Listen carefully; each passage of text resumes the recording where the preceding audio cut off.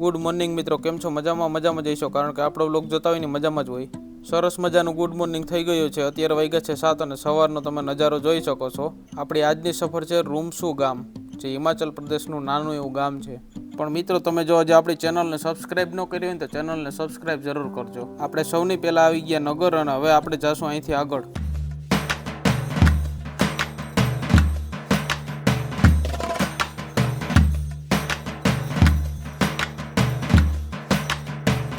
મિત્રો, આ છે અહીંના ગામડાના રોડ, અને આ છે ગામડાની બાજુમાંથી રોડ ઉપરથી દેખાતો નજારો.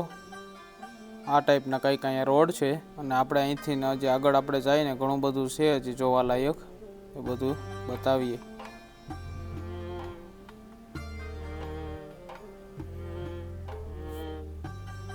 જો અહીંથી પણ તમને આ ટાઈપના ઘર જોવા મળે.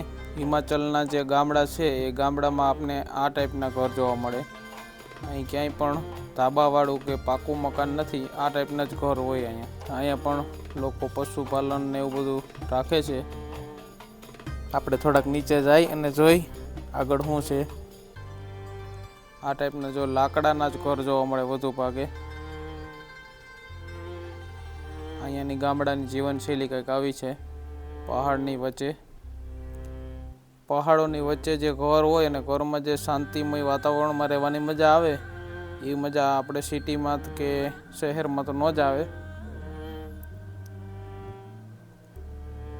આ રીતના જો અહીંની સીડી છે, આ પણ લાકડાની જ છે સીડી,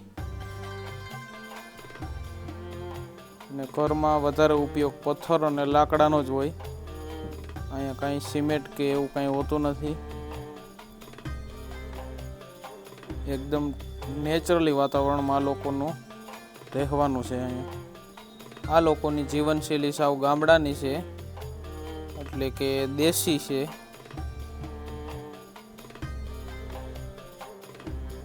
આ જે ગામડાના લોકો છે એ ઇન્ટરનેટ કે બીજી અન્ય સુવિધાઓથી વંચિત છે, એટલે એ લોકોને બહારની કંઈ એટલી બધી ખબર નથી.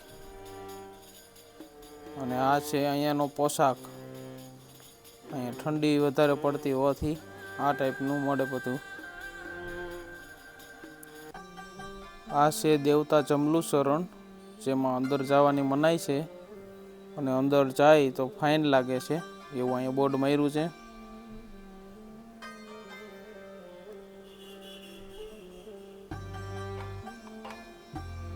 હવે આપણે અહીંથી થોડાક જાય આગળ.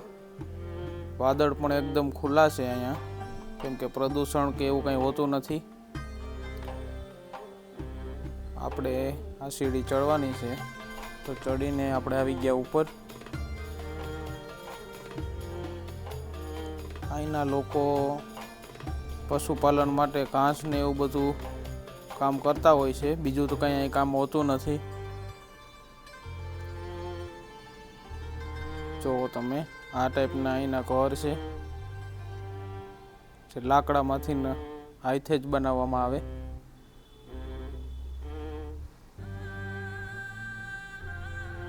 અહીંયા વિદેશી ટુરિસ્ટ પણ આવી ગયા છે. આ બધા તમે જોવો છો એ વિદેશના છે.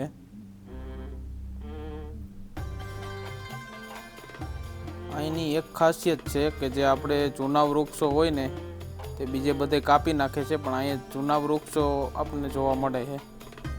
જે 200-300 વર્ષ પહેલાંના જે જૂના વૃક્ષ હોય તે આપણને જોવા મળે.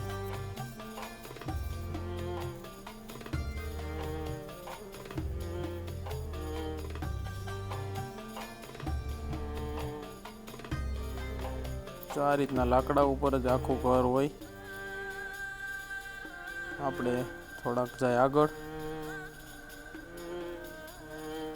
આ છે કપડાં ધોવા માટેનું, કે આખી શેરી કે ગામના લોકો ત્યાં કપડાં ધોવા આવતા હોય.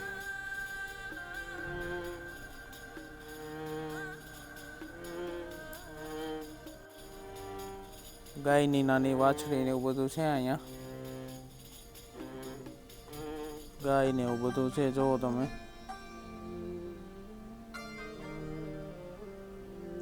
હવે આપણે થોડાક જાય આગળ.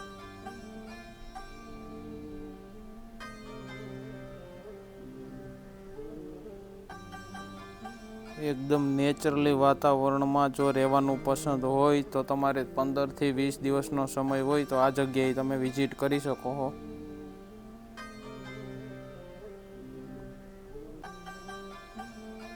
આ વૃક્ષ છે એ 200 વર્ષ જૂનું છે. તો મિત્રો વ્લોગને આપણે કરીએ છીએ એન્ડ. વિડીયો તમને સારો લાગ્યો હોય તો વિડીયોને લાઇક, શેર અને ચેનલને સબસ્ક્રાઈબ કરવાનું ભૂલતા નહીં. મળીએ આગલા વ્લોગમાં.